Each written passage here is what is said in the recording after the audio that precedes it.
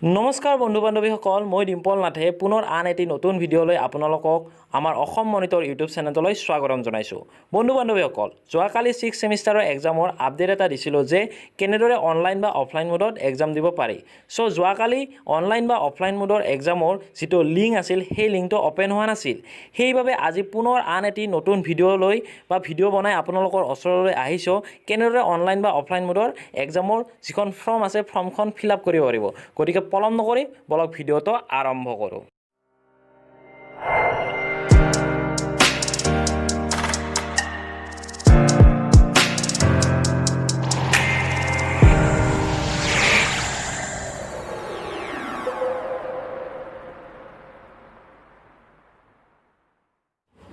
বন্ধু বান্ধৱীসকল, পোনপ্ৰথমে আপোনাৰ মোবাইলত থকা যিকোনো এটা ব্ৰাউজাৰ অপেন কৰি ল'ব। মই মোবাইলত ক্ৰম ব্ৰাউজাৰটো অপেন কৰি ল'লোঁ।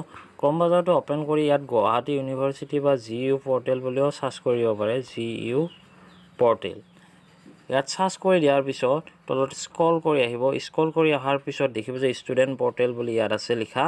ষ্টুডেণ্ট পৰ্টেলত ক্লিক কৰি দিব। ষ্টুডেণ্ট পৰ্টেলত ক্লিক কৰি দিয়াৰ পিছত তলত স্ক্ৰল হৈ আহিব।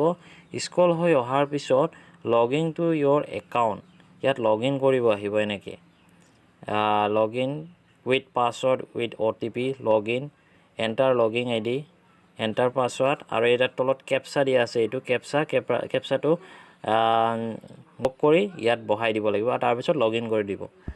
ইয়াত প্ৰথমতে আছে এণ্টাৰ লগিন ID। লগিন আইডিটোত আপোনাৰ এডমিটৰ ৰোল নম্বৰটো দিব লাগিব। যেনেকৈ মই দিছোঁ, মানে মোৰ নহয়, মোৰ দাদা এটা 6th ছেমিষ্টাৰৰ তাৰে এইখন ফৰ্ম হয়, তাৰ ফৰ্মখন ফিল আপ কৰি আছোঁ। আৰু তাত তলত আছে পাছৱৰ্ডটো আপুনি দিব লাগিব। এটা ষ্ট্ৰং পাছৱৰ্ড বুলি লিখা আছে। ষ্ট্ৰং পাছৱৰ্ড হ'লে আপোনাৰ কিবা হ'ব, ডেট অফ বাৰ্থৰ যিটো ডেট অফ বাৰ্থ মানে জন্মৰ তাৰিখটো আৰু কি, জন্ম চন তাৰিখ মাহ সেইখিনি দিব লাগিব। তাৰপিছত কেপচাটো আছে, কেপচাটো প্লাছ কৰি দিব লাগিব। প্লাছ কৰি ইকুৱেল কৰি দি লগিন কৰি দিব। লগিন কৰি দিয়াৰ পিছত আপোনাৰ মানে কিবাখন অপেন হৈ যাব। আপোনাৰ প্ৰফাইলখন ইয়াত অপেন হৈ যাব। আপোনাৰ সকলোখিনি আহি যাব। সকলোখিনি অহাৰ পিছত আপুনি ইয়াত কিছুমান আছে সেইখিনি চিলেক্ট কৰি ল'ব। সেইখিনি আপুনি নিজে জানিব, একদম সহজ। মানে আপোনাৰ ডিটেইলছখিনি আহিব। ডিটেইলছখিনি অহাৰ পিছত ইয়াত এখন ডিক্লাৰেশ্যন ফৰ্মো পাব। এইখন ডিক্লাৰেশ্যন ফৰ্মটোৰ ইয়াত টিক মাৰ্ক দি দিব।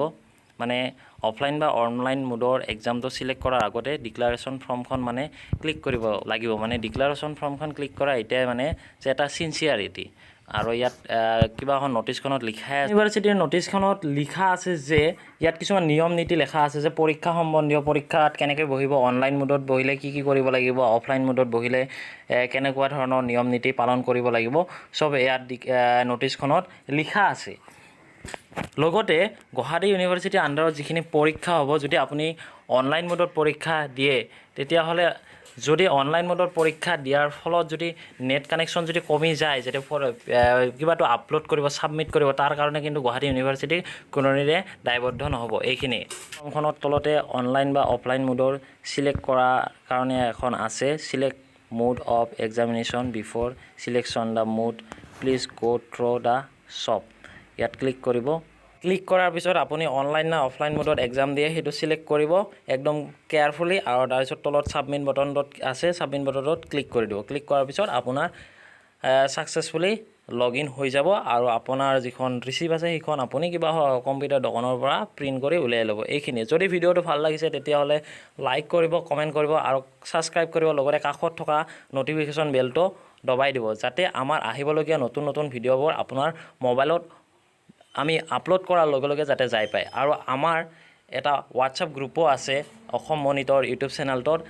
তলত ডেছক্ৰিপশ্যন বক্সত হোৱাটছআপ গ্ৰুপটোৰ লিংকটো দিয়া হ'ব। আপোনালোকে তাত জইনো হ'ব পাৰে, কাৰণ জইন হ'লে আপোনালোকে যিকোনো ন'টিছ বা কিবা গ্ৰুপটোতে পাই যাব। ধন্যবাদ। আজিলৈ ইমানে, বিদায়।